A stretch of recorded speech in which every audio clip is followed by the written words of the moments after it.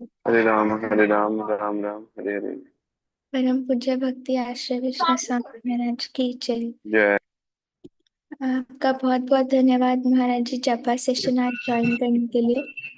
महाराज आपसे अनुरोध है कि आज हमें 9वां अध्याय आरंभ करना है, तो आज की श्लोक संख्या 9.1। Question two please enlighten us. हरे कृष्णा। तो आज की इस प्रातः बेला में अब जितने भी श्रद्धालु भक्तगण इस सेशन में उपस्थित हैं और जो उपस्थित हो रहे हैं, यहाँ हमारे सामने बहुत सारे हाउसफुल ऑफलाइन भी प्रेजेंट हैं। You can show them. उठा करके चलो।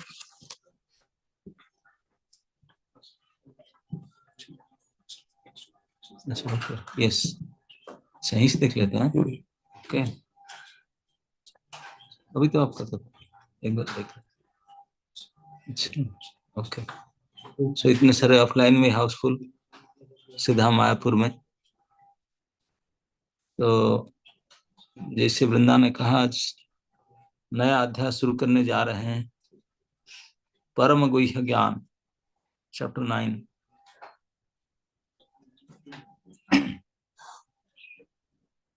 श्री भगवानुवाच इदं तु ते गुह्यतमं प्रवक्ष्यामि अनुसूयवे ज्ञानं विज्ञानसहितं यज्ञात्वा मुख्यसे शुभात्।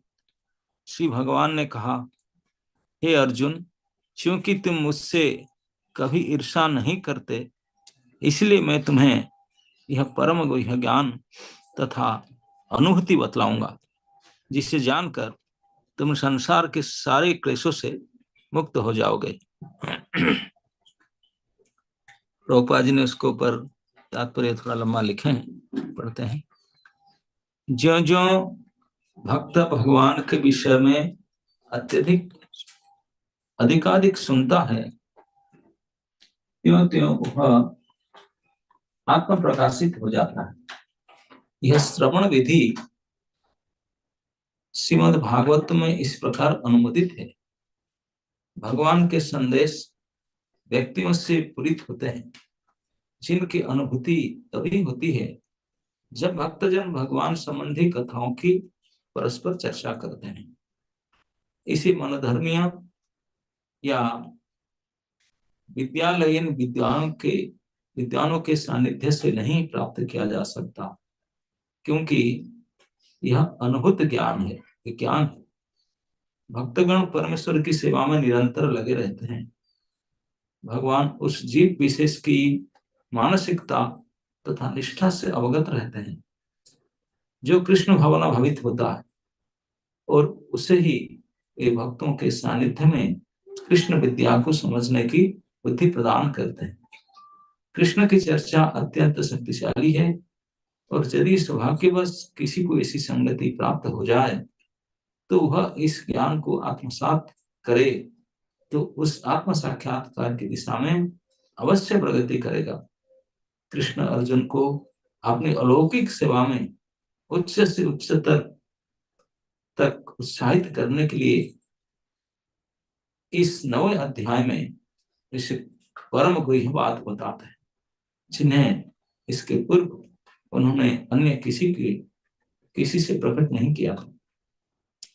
भगवत गीता का प्रथम अध्याय शेष ग्रंथ की भूमिका जैसा है। द्वितीय तथा तृतीय अध्याय में जिस आध्यात्मिक ज्ञान का वर्णन हुआ है, वह गुह्य कहा गया है। 7वें तथा 8वें अध्याय में जिन विषयों की विवेचना हुई है, वे भक्ति से संबंधित है और कृष्ण भावनामृत पर प्रकाश डालने के कारण गुह्यतर कहे गए हैं। किंतु 9वें अध्याय में तो अत्यंत शुद्ध भक्ति का ही वर्णन हुआ है। फलस्वरूप यह परम गुह्य कहा गया है। जिसे कृष्ण का यह परम गुह्य ज्ञान प्राप्त है, वह दिव्य पुरुष है। अतः इस संसार में रहते हुए भी उसे अधिक क्लेश नहीं सताते। भक्ति रसामत सिंधु में कहा गया है, कि जिसमें भगवान की प्रेम भक्ति करने की उत्कृष्ट इच्छा होती है, वह भले ही इस जगत में बद्धावस्था में रहता हो, किंतु उससे मुक्त मानना चाहिए। इसी प्रकार भगवत गीता के 10वें अध्याय में हम देखेंगे कि जो भी इस प्रकार लगा रहता है वह मुक्त पुरुष है। इस प्रथम श्लोक का विशिष्ट महत्व है, इदम ज्ञानम, यह ज्ञान, यह शब्द शुद्ध भक्ति के द्योतक है। जो 9 प्रकार के भक्ति है, श्रवण कीर्तन स्मरण पाद सेवन अर्चन वंदन दास्य सख्य तथा आत्मसमर्पण, भक्ति के 9 तत्वों का अभ्यास करने से मनुष्य आध्यात्मिक चेतना अथवा कृष्ण भावनामृत तक उठ पाता है।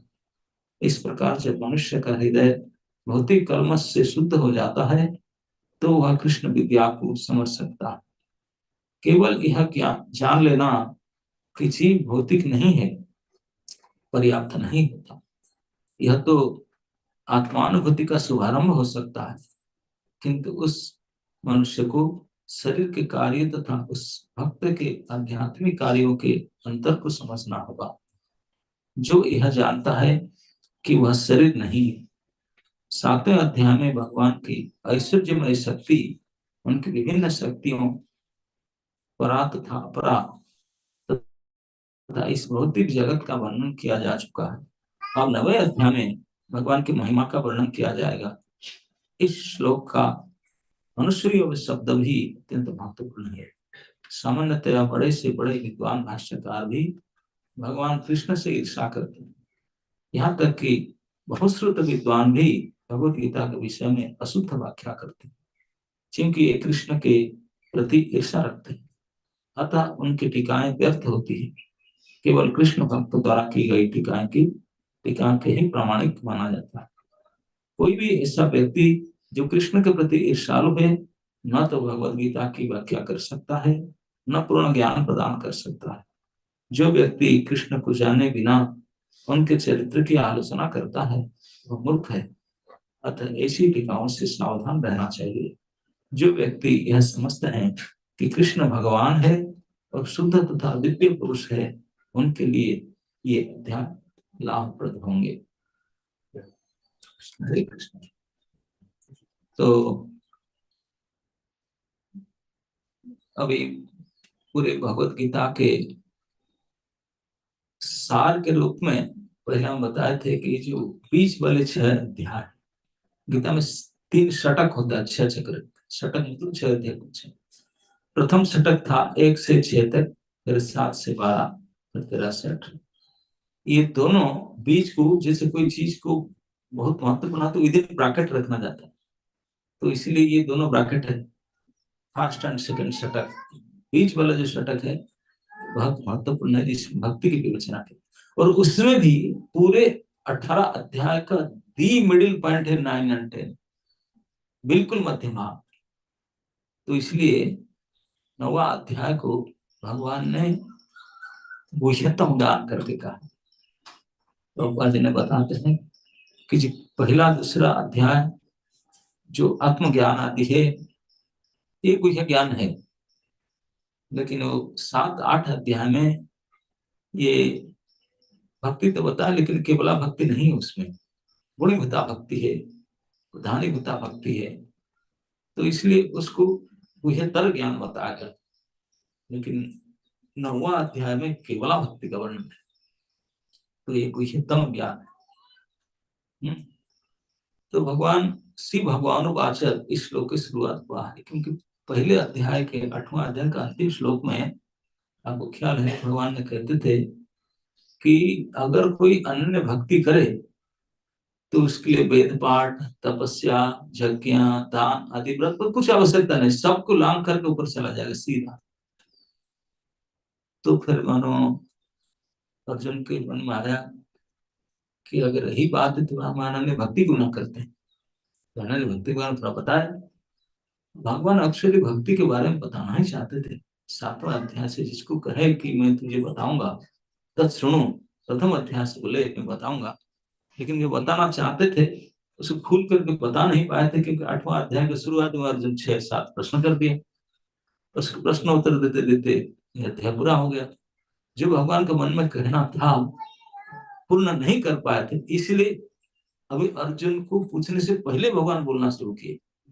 अर्जुन को उसने चांस नहीं दिए। श्री भगवान भगवान बोल रहा तुमने बोला नहीं अब तक, मैं जो बोलना चाहता था अभी तक मैं खुल नहीं पाया, तुझे बोलना चाहता हूँ, तुझे नहीं बोलोगे तो किसको बोलूंगा।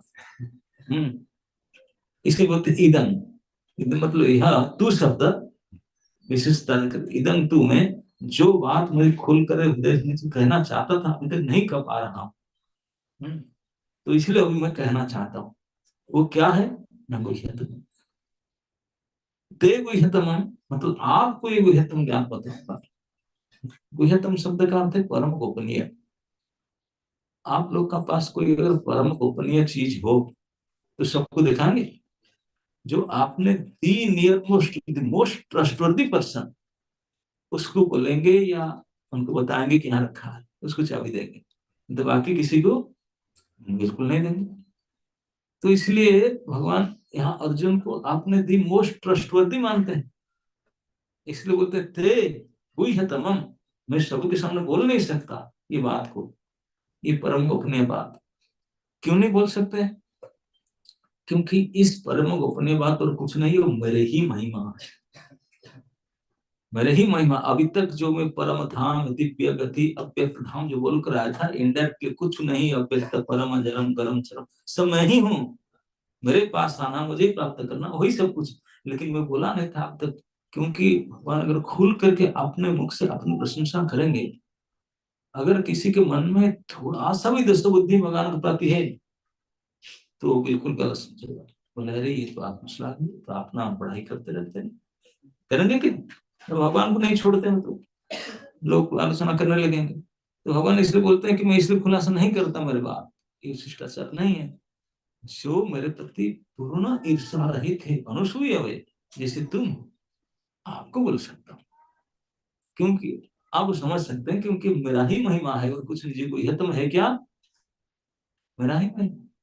देखिए गुह्यतम शब्द भगवान ने यहाँ कहे, यहाँ इदम गुह्यतमम प्रवक्ष्यामि कह करके इस अध्याय के अंत में मनमना भव है, यही गुह्यतम। 18वां अध्याय में पहले बोले मन मना भव और बाद बोले सर्वगुह्यतम। तो दोनों जगह में कोई अलग बात नहीं, एक ही बात है। कोई मनोना भव मत भक्ति भव मत याच बंद, उसी बात है, वही परम गुह्यतम है, सर्व गुह्यतम राज गुह्य, इसको कहा गया। इसी ज्ञान जो भगवान की ही निजी ज्ञान है। इस अध्याय में भगवान मैं, मुझे, माम ठोस ठोस करके दबा करके कहते हैं, और कुछ नहीं। जिसको परम ज्ञान, जिसको अव्यक्त, जिसको चरम श्रेष्ठ मानते, वो कुछ नहीं, मैं ही हूँ।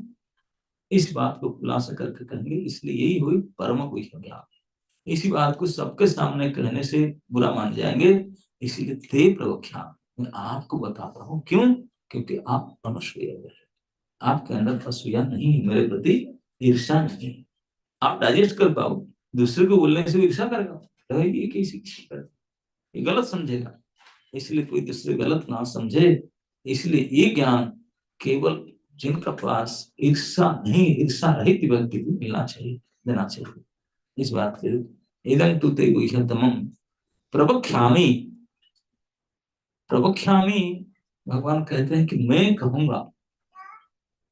भगवान ने यहाँ बड़े श्रद्धा से युक्त कर कहते हैं कि मैं, भगवान बोल रहे हैं बोले अर्जुन, जो मैं कहना चाहता था मेरे अंतर की बात, पर टफ सीक्रेट बात, अब तुझे बोलो, उसको सुनो। सुनने से क्या फायदा है? सेकंड लाइन में कहते हैं जज ज्ञात्वा मुख्य से अशुभा, जिनको केवल जानने मात्र से आप संसार के जितने अशुभ है उससे मुक्त हो जाओ। अशुभ संसार में है क्या? अशुभ संसार में और कुछ नहीं है, यही है भगवान को भूल जाना। भगवत विमुखता ही एकमात्र अशुभ है, और इस अशुभ के ऊपर जितने अशुद्धि बढ़ते चला जा रहा है, सबसे पहले अशुभ शुरुआत हुआ। तो भगवान कहते हैं इस अध्याय को ठीक से सुन ले, मुझे बता रहा हूं ना, तेरे मन में ये बढ़ जाएगा बात, नहीं मैं तो भगवान का ही हूं, भगवान के लिए ही है, ये ठोस ज्ञान हो जाएगा तुझे। तो फिर जो अशुभ से मुक्त हो जाए, अशुभ है असत चीज, उसको अशुभ कहते हैं। असत चीज के संबंध को अशुभ कहा है। असत चीज के साथ कनेक्शन रखना, संबंध रखना, उसको अशुभ कहा है। असत है क्या? ये संसार, ये शरीर, ये शारीरिक संबंधियां, ये संसार की वस्तुएं ये सारे अशुभ है। भगवान ही एकमात्र शुभ है। भगवान से हट करके इसी को मुंह के उसको पकड़े तो ये अशुभ, जितने पकड़ते ज्यादा इतने अशुभ बढ़ता चला जाता। तो ये संसार अशुभमय हो चुका है, क्योंकि सारे अशुभ में पछड़े फंसे हुए हैं, बारम्बार जन्मते मरते सुख भोगते हैं, अशुभ से पड़े हुए हैं। उसका कारण भगवान को भूले। भगवत में कथा एकमात्र कारण, कृष्ण भूली से ही भगवान सा कर। कृष्ण को भूल करके भगवान सा करना अशुभ, भगवान सा करना नेचुरल है, भगवान का अंश है। लेकिन कृष्ण के साथ करो, कृष्ण को भूल करके सेपरेट इंडिपेंडेंट मेंटालिटी नहीं कर सकता। इस अशुभ साथ संबंध करके हम लोग उच्च नीच जोनी कितने प्रकार के जन्म ग्रहण करते हैं, और कृष्ण से भूलते ही जा रहे हैं, भूलते ही जा रहे हैं, और दूर होते चले जा रहे हैं, और असुविधा को प्राप्त करते जा रहे हैं। तो इस सारे अशुभता से तुम वंचित मुक्त हो जाओगे, जो समझ लोगे नहीं नहीं, ना मैं संसार का हूं, ना मैं इस शरीर हूं, ना मैं यह कुछ नहीं, मैं तो प्रभु का दास। यही वास्तविक सुख। तो अभी अशुभात मुक्त, मुक्ति किसी से क्या हो सकता है? कोई बात नहीं। जो अपना है उससे कभी बच नहीं सकते आप। अपना स्वरूप से मुक्त हुआ नहीं तो आप हो ही हो ही। आप जो वही हो, आप उससे बचोगे कैसे? मुक्ति अपने स्वरूप से असंभव है। तो मुक्ति किससे होगा? ना जो भूल से, जो आप है नहीं लेकिन मान बैठो, उससे मुक्ति पाओ, इससे बच सकते हो। समझ में आया? उससे मुक्ति पा सकते। अधिकांश मैं कहता हूं कि बंदर मटके के अंदर चना पकड़ लिया, हाथ नहीं निकल रहा है, पिट रहा है, तो अगर वो चना को छोड़ देगा तो हाथ निकल जाएगा। वो ठीक बंधा है इसलिए नहीं बाहर आ रहा, तो उसको छोड़ना नहीं चाहता। तो जब तक वो छूटे ना तब तक हम मुक्त नहीं हो सकते। तो इसलिए छूट जाएगा, यही अशुभ है आसक्ति। अशुभ में आसक्ति करके हम बंधन में पड़े हैं। और प्रकृति गुण संग से असत जनि जन्मसु, प्रकृति के संग करके प्रकृति असत है। कितने सत असत, कितने उच्च नीच जो नहीं लेकर के असुरता को बढ़ाते जा रहा है। तो इससे से मुक्त, वो जो गलती से को छोड़ देना, छोड़ना स्वाभाविक है, वो हम है ही नहीं। हम संसार के नहीं है, हम प्रकृति के जात नहीं है, हम तो चिन्मय नित्य वस्तु भगवान के अंश है। ये प्रकृति जड़ है, चेतन नहीं, और हम चेतन है, हम चेतन के अंश। प्रकृति अपरा है, हम पराशक्ति। तो इसी को जान लेना, हम पराशक्ति जानकर अपरा से हट जाना, सारे असुर से मुक्त हो जाना, इसी को कहा गया। तो सारे असुर से मुक्त हो जाएंगे जब इस अध्ययन को ठीक से, इस ज्ञान को तो समझ लोगे। यहाँ भगवान कहते हैं ज्ञान विज्ञान सहितम, मैं तुझे ज्ञान बताऊंगा, प्रवक्ष्यामि, मैं कहूंगा।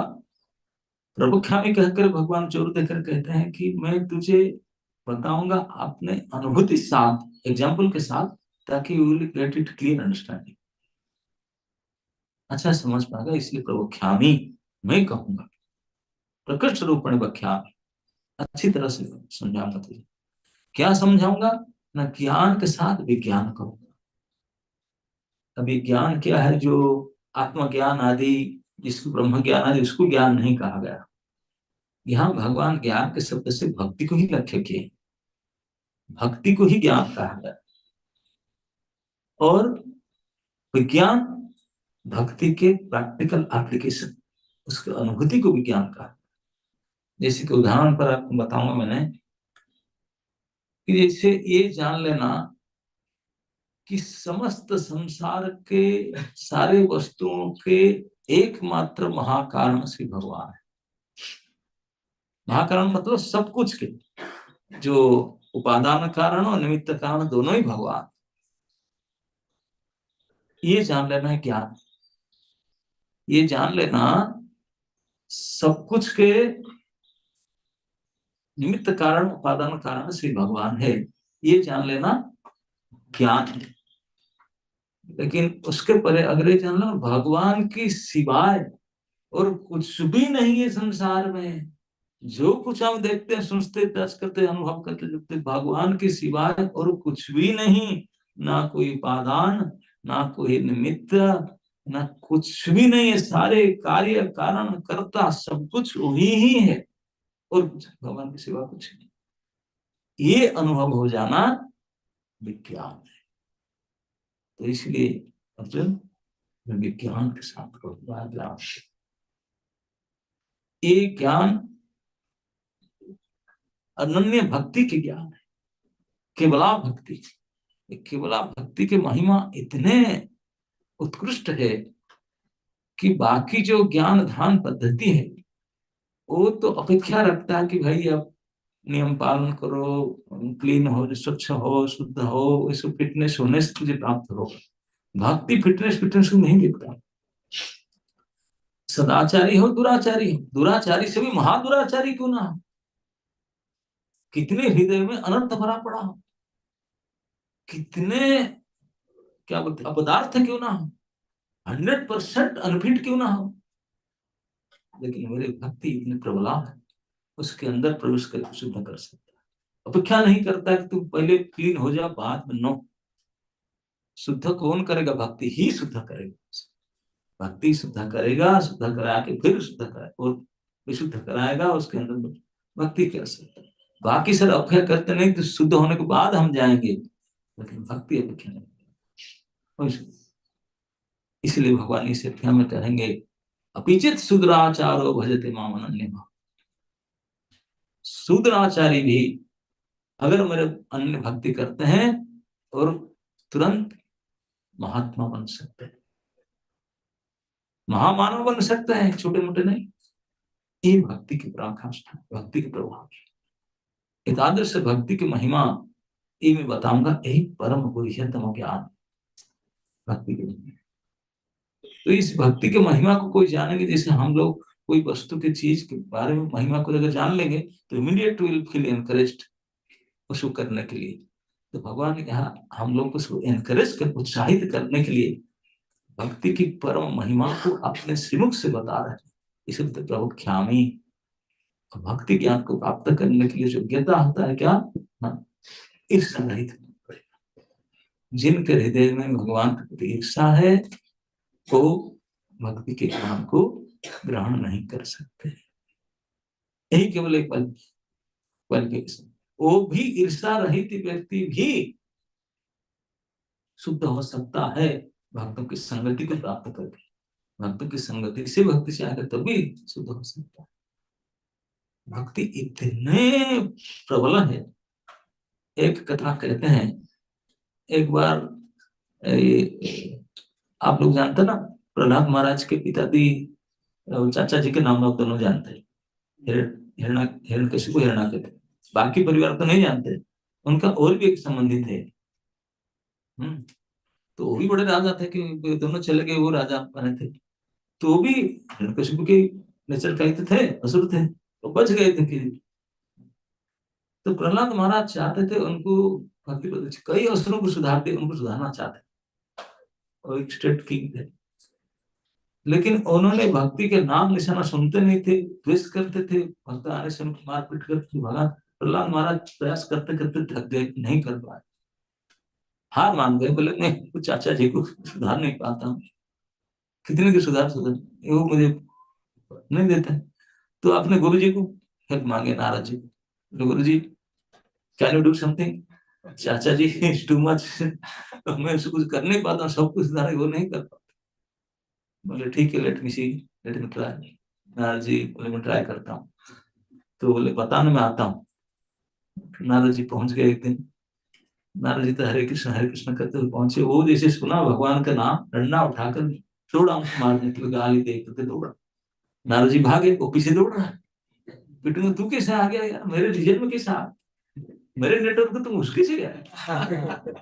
और उसके पीछे डंडा लेकर मारने दौड़े, गाली देते भक्त। नारद जी दौड़ते रहते, बोले तो पीछे मोड़ कर देखते थे, दौड़ रहा पीछे पीछे आ रहा है तेजी से, दौड़ते दौड़ते बोल रहे थे, बोले देख मैं तो जा रहा हूं भाग करके, लेकिन याद रखना सभी का अंत समय आता है, तेरा भी अंत आने वाला है। लेकिन यही याद रखना, तू तो जमराज के यहाँ जाएगा, उनके कोर्ट में। और जमराज के कोर्ट में जाएगा, जो पकड़ेंगे तुझे पूछेंगे, यही कह देना कि एक प्रश्न पूछना, हे जमराज मैं नरक में दंड जाऊंगा, लेकिन ये मुझे बता देना कि एक क्षण एक शुद्ध भक्त का संग करने से क्या परिणाम प्राप्त होता है, क्या फल मिलता है। एक क्वेश्चन पूछ लेना, अगर वो आंसर दे देंगे तो फिर आप नरक चला जाए। तो ही बोलते बोलते आवाज लगाकर आंसर साउंड सिस्टम लिए लाकर बोल रहे थे, सुन रहा था, सुगाली पक रहा था, मैं सुन रहा था, यही बोल रहे ना जमराज के यहाँ जाऊंगा, यही प्रश्न पूछूंगा। तो नारद जी भाग के वापस आ गए। मतलब क्या बोल रहे थे, प्रश्न को याद रह गया उसको। और नारद जी के प्रति अपराध क्या, नेक्स्ट डे जमराज आ गए, जमदूत आ गए, उसका ड्यू डेट ओवर हो गया, पूरा हो गया उसका काम। भक्त अपराध करने से जल्दी पूरा हो जाता है, कार तो भगवान के हाथ में है।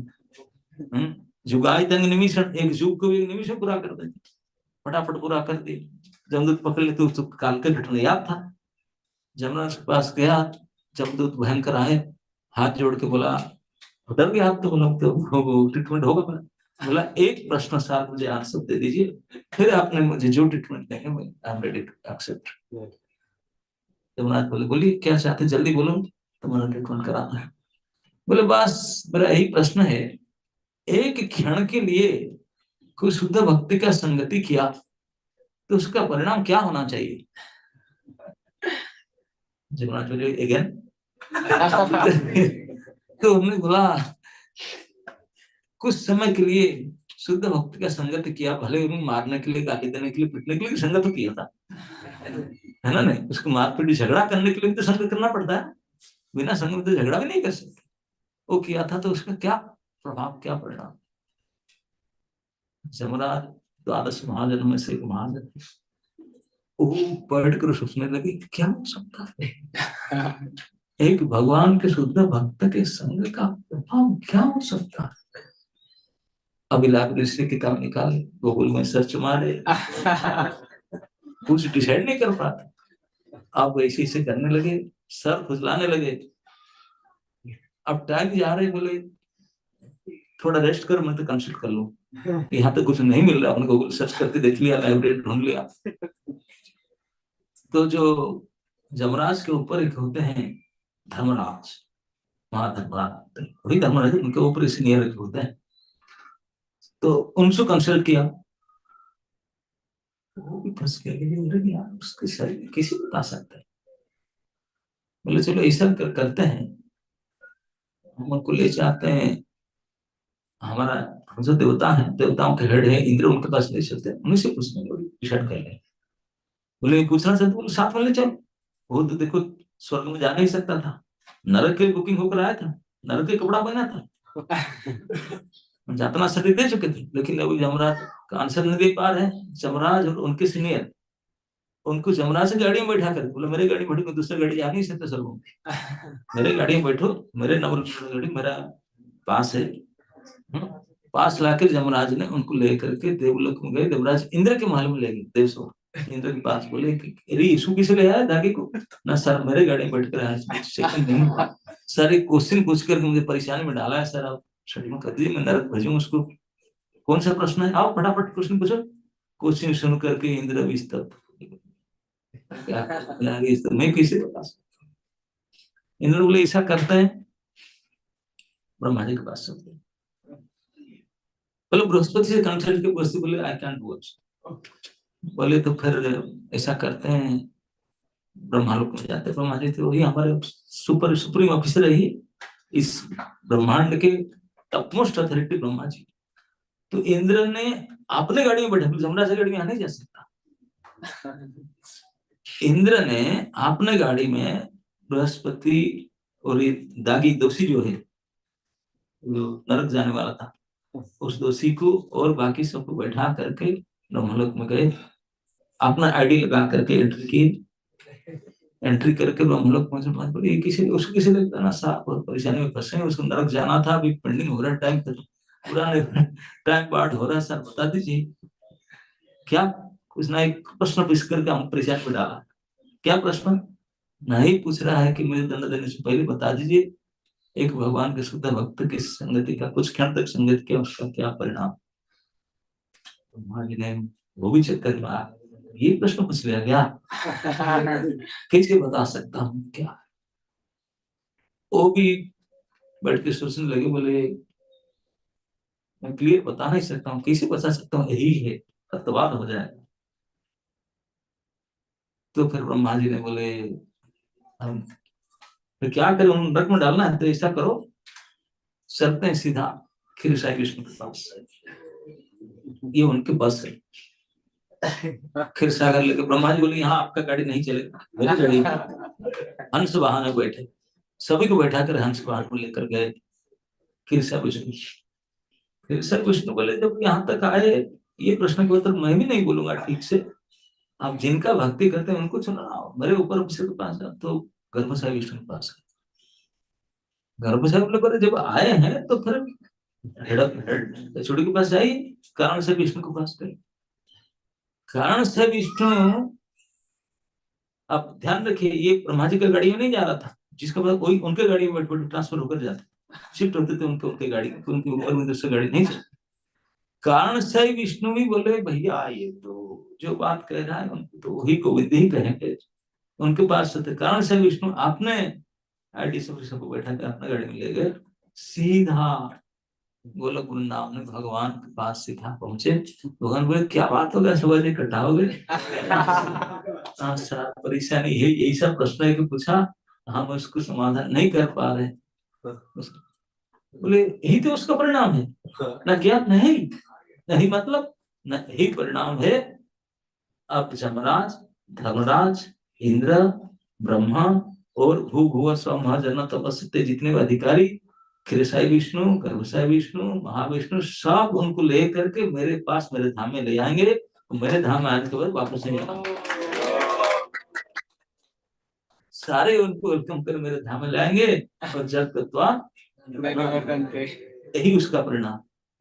बोले सार नरक में, नरक में क्या जाएगा, ये क्वेश्चन ऐसा पूछ लिया नरक, आप लेकर मेरे धाम में नरक पर आना। ये है भक्ति के महिमा, ये है अनन्य भक्ति का महिमा, उसका तो कोई निर्णय नहीं कर पाए। यहाँ तक महाराक्षस महानिश जो नहीं, वो केवल नारद जी केवल एक ही प्रश्न पूछे थे, इस प्रश्न को सहारा देखते थे, इतने ही समय दौड़ रहा था पिटने के नारद जी को मारने के लिए, इतने समय नारद जी ने जो उपदेश दिए, इस उपदेश को सहारे सारे देवी देवता ब्रह्मा भगवान विष्णु सब लेकर उनको उलट लेकर के गए। ओनली इतने क्षण नारद जी दौड़ते दौड़ते संग दिए उनको, अगर ढंग से बैठ करके उनके उपदेश सुने और उनके कहना करे तो फिर कहना क्या कहा जा सकता। तो ये भक्ति का महिमा है, तो सोच भी नहीं सकते, भक्ति इतने प्रबला है, केवला भक्ति। तो इसलिए इस केवल भक्ति की महिमा कहूंगा, जिसको सुन करके अर्जुन और तो कुछ नहीं करना है, क्योंकि अर्जुन मन में सोचे थे कि प्रभु जो बोले कि अन्य भक्ति करने से सब पार करके चला जाऊंगा, फिर लड़ाई क्यों करूंगा, भक्ति करूंगा और क्या, फिर कुछ युद्ध करने के लिए बोलते हैं, चिंता करने के लिए बोले, लेकिन अभी समझा रहे हैं कि अनन्य भक्ति करने से सब टप करके चले जाएंगे क्रश करके, तो अनन्य भक्ति करूंगा, बड़ी को भजन करूंगा।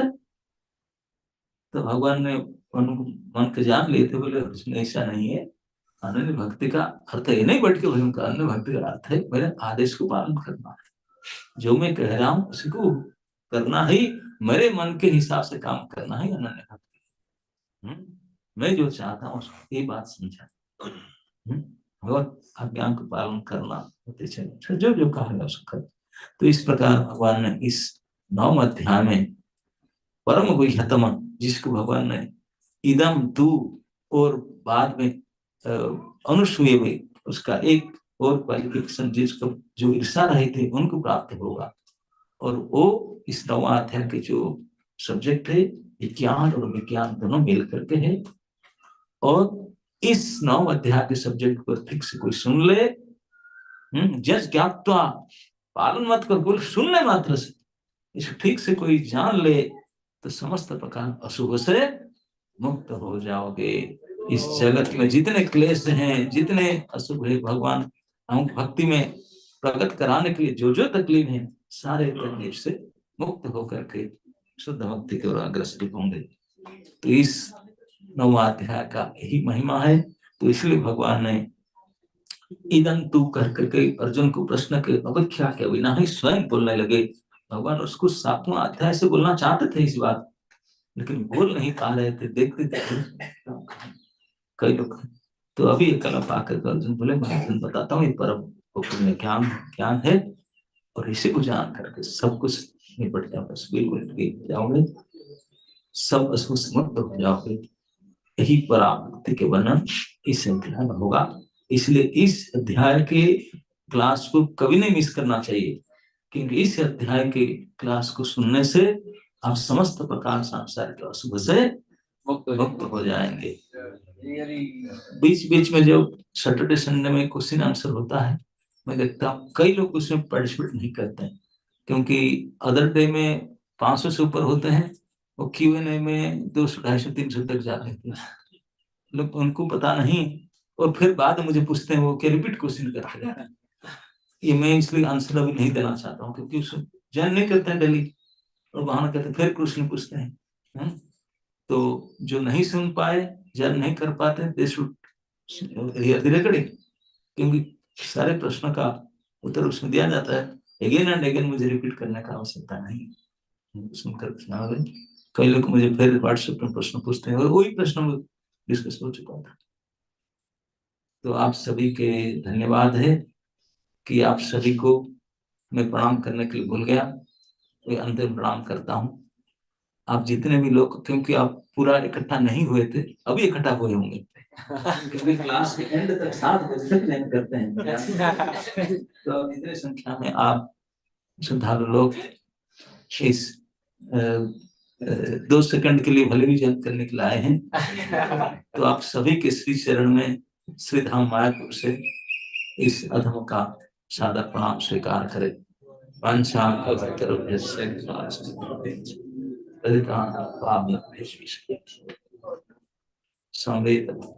की परम ज्ञान की। Thank you so much, Maharaji, for giving us this wonderful explanation today, or putting so much emphasis on the glories of devotion. तो महाराज जी ने हमें बताया कि जो 9वां अध्याय है, क्योंकि वो भगवत गीता का मिडिल अध्याय है, इसमें शुद्ध भक्ति का विवरण हुआ है, इसलिए ये परम गुह्य या गुह्यतम मोस्ट गुह्य ज्ञान है। और भगवान भी अपनी शुद्ध भक्ति का वर्णन करने के लिए इतने उत्सुक हैं, और अब इस 9वें अध्याय में भगवान अपनी हृदय की बात बताते हैं। फिर महाराज ने हमें बताया कि जो ये ज्ञान है, ये एनवियस पीपल नहीं समझ सकते, क्योंकि वरना वो फॉल्ट फाइंड करेंगे, तो इसके लिए नॉन एनवियस होना पड़ेगा। इसलिए ये ज्ञान भगवान अर्जुन को बताते हैं। एंड ये ज्ञान और कुछ नहीं, बट महाराज ने बताया ये भगवान की ही ग्लोरीज है, ये गुह्य ज्ञान उनका ही निजी ज्ञान है। भगवान कहते हैं अव्यक्त धाम परम लक्ष्य, ये और सब कुछ नहीं बट वो ही है स्वयं। और तो और महाराज ने बताया कि इस ज्ञान को जानने मात्र से हम सब अशुभ से रिलीव्ड हो जाते हैं। एंड सबसे बड़ा अशुभ महाराज ने बताया इसकी हम भगवान को भूल बैठे हैं। तो महाराज हमें रोज आके ये बताते हैं कि मैं कृष्ण का हूँ और कृष्ण के लिए ही हूँ। महाराज प्रतिदिन हमारे अंदर ये हैमर करते हैं हमारी रियल आइडेंटिटी को। और अब महाराज हमें ये परम गुह्य ज्ञान डिस्क्लोज कर रहे हैं, जो ज्ञान और विज्ञान से भी बढ़कर है, कि भगवान के अलावा और कुछ नहीं है। दिस इज द हाईएस्ट ज्ञान ऑफ केवला भक्ति। एंड जैसा हमने सुना कि 1 सेकंड का एसोसिएशन भी इतना पोटेंट हो सकता है, तो महाराज प्रतिदिन आकर हमें इतना समझा रहे हैं, तो हमें भी इतना हमारा कर्तव्य है कि हमें सिंसियरली ज्वाइन करके अटेंटिवली सुनना चाहिए, ताकि हम इस परम गुह्य ज्ञान को रिसीव कर पाए। So thank you so much, Maharaji, for all of these wonderful learnings every day. Let us all express our deepest gratitude by chanting the Hare Krishna Maha Mantra 3 times. Hare Krishna, Hare Krishna, Krishna Krishna, Hare Ram, Hare Ram, Ram Ram, Hare Hare. Krishna, Hare Krishna, Krishna Krishna, Hare Hare. Hare Ram, Hare Ram, Ram Ram, Hare Hare. Krishna, Hare Krishna, Krishna Krishna, Hare Hare.